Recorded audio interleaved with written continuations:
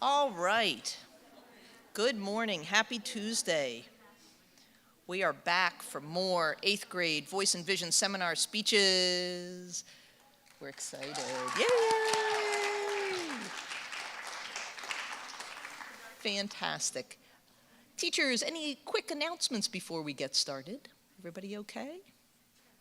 Fantastic. We are ready for Emma Rosenbaum, Rebecca Schatz, Audra Tong, and Layla Redman.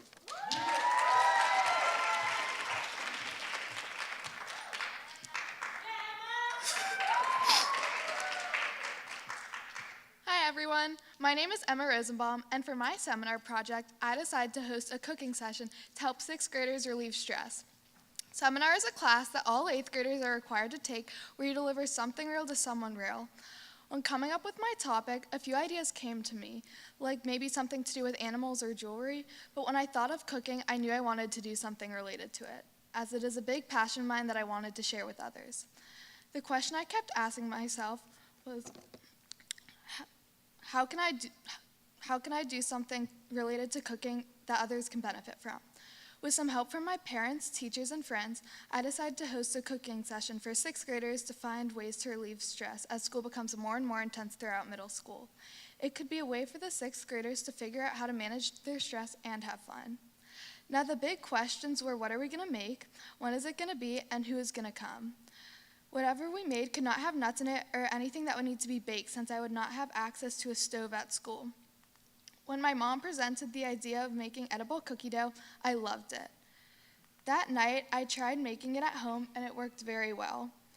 From there, I spent my class time getting a budget, finding a space to host the event, and I even spent a class trying out the recipe. When I sent out the RSVP, I got a perfect amount of students wanting to come. Things were going great until COVID rates started going up like crazy, meaning new and stricter rules at school had to be put in place, one of the most important being minimal to no mixing of grades. Also, my previously scheduled date ended up being asynchronous. This means I would have to find a new date and time for my project, and it was unlikely everyone who had previously wanted to join could still join.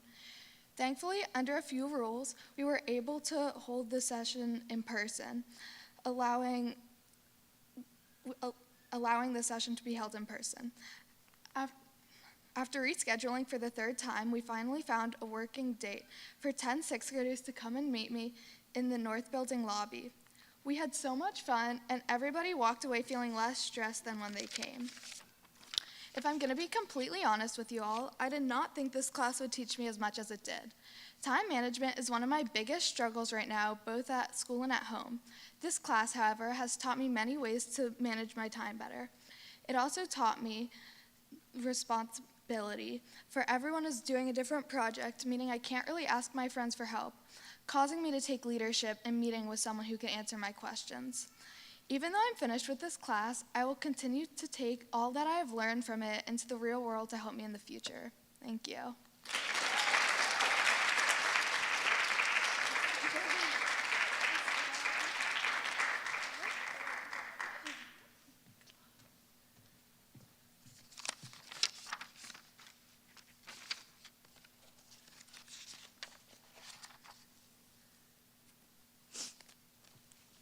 Hello, my name is Rebecca Schatz, and my seminar project is centered around environmental awareness. I've had so much time to do research while doing this project, and I've learned so much about my topic. Living near the Gulf of Mexico, I've been to Destin, Florida many times. Destin is a city on the coast of Florida. Every time I've really loved the beaches and the super blue and clear water. I've gone with my friends and family, and it's always been such a fun place to be. When shopping on the boardwalks, I've seen lots of plastic in the water. But I've also seen stingrays, I've seen sand crabs, I've seen red snappers, and I've seen lots of dolphins. STLT today states around 30% of people prefer to go on beach vacations. But what people don't know is that the animals that we like to see at beaches are actually in a lot of danger. I've been to lots of beaches, and I learned from CNN that only 40% of the 4,523 beaches tested were actually safe to swim in. This is because of sewage runoffs and overall pollution. I created a brochure to spread awareness about this really serious topic. I want beach tourists to be more aware about how their everyday lifestyle can impact our environment. I know from the Sea Turtle Conservatory that around 1 million animals are dying each year because of the plastic that is left in the ocean. This includes fish, birds, sharks, turtles, and so many other animals that rely on water. Originally, I wanted to create a website about plastic in the environment, but I soon realized that I really cared about the beaches, so I focused on making a brochure that would be short but really informative. I had also wanted to focus on protecting all animals, but narrowed it down because it was too broad. So I just created a brochure about how plastic affects the ocean environment.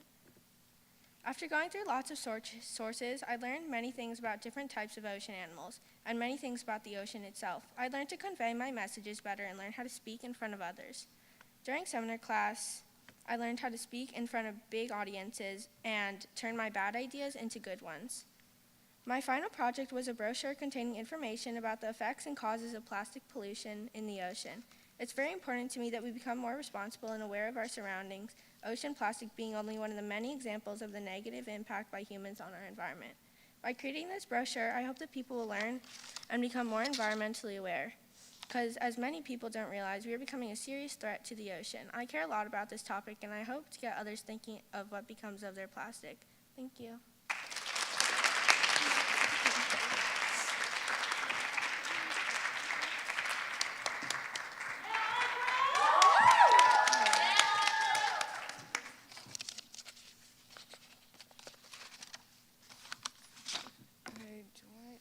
Hi, my name is Audra Tong.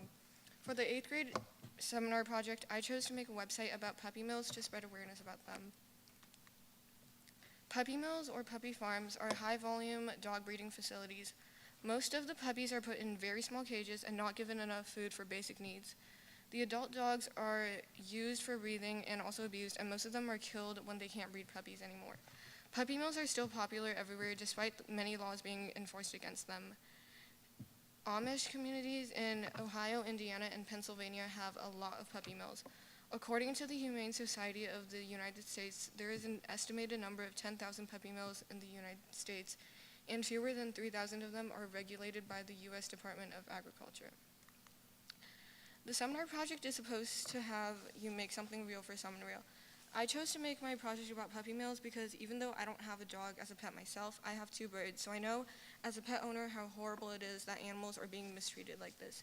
I chose specifically to work on puppy mills because while I was searching for information on the mistreatment of birds, I found a website about puppy mills and I hadn't heard of them before, and so I decided to make my project about them. Once I decided on my topic, I didn't know the type of project I wanted to make. During the process of making the website, I had 4 assignments to have a conversation with someone about my project. I interviewed some of my friends and realized that all of them didn't know what puppy mills were.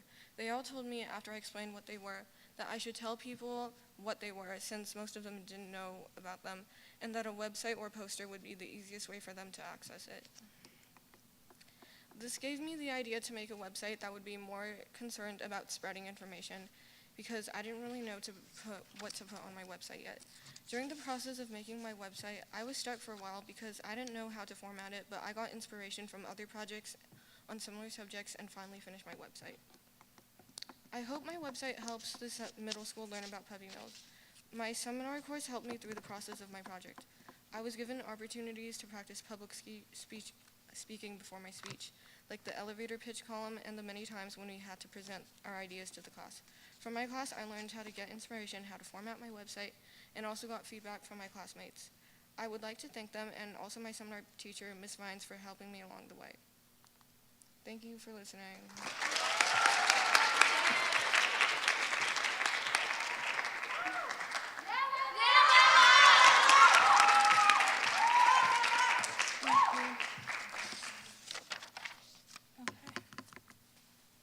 Good morning. I am Layla Redmond.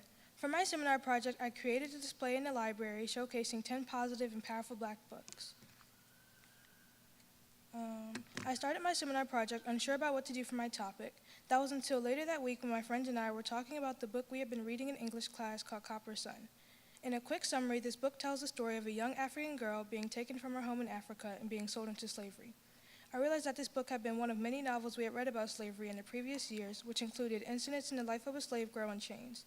I thought to myself, Why are the majority of books we read about black people in school about slavery or some traumatic experience? This pattern of black people in books experiencing constant pain was the only representation black students had in books, so I wanted to change that.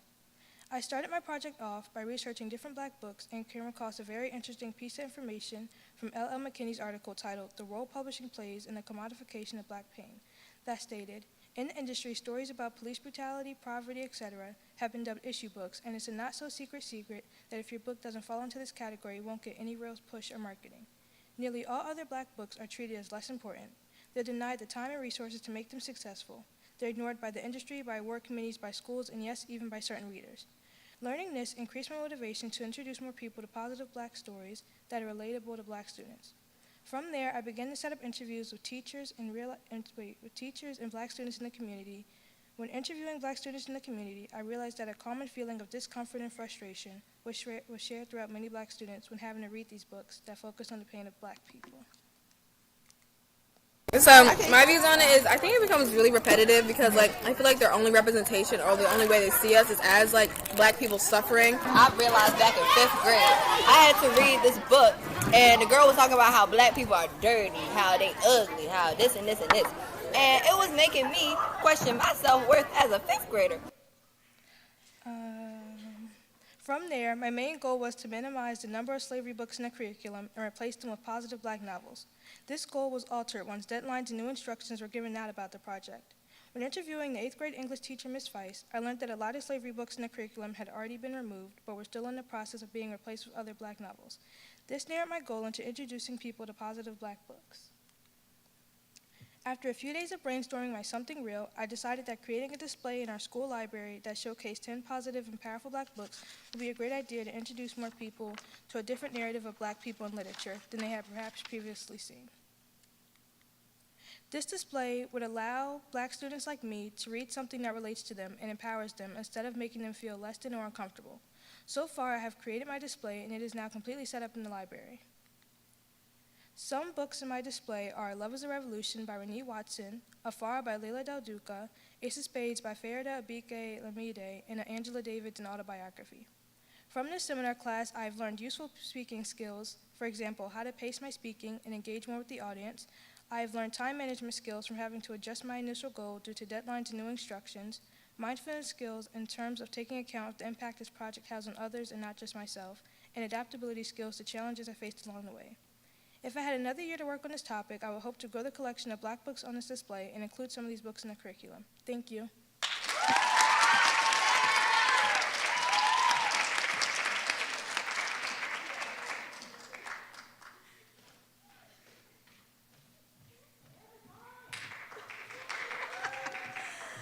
Thank you so much. I'm telling you, I am loving these seminar speeches. I could just sit here all day and listen to these compelling speeches. So proud of you all. And so, to commemorate your Voice and Vision seminar journey, Emma Rosenbaum, Cooking to Relieve Stress. Rebecca Schatz, Environmental Awareness. Audra Tong, Puppy Mills. And Layla Redmond, Positive and Powerful Black Books. All right, friends, we have one more round this week of seminar speeches, so you'll come back here tomorrow, but at 9:40, right, Ms. McCumber? I believe it's 9:40 tomorrow, or just double check that. No, tomorrow is a normal day, not 9:40. Okay, so you have your regular recess. All right, but we'll have more speeches tomorrow. Thank you so much, and you are dismissed.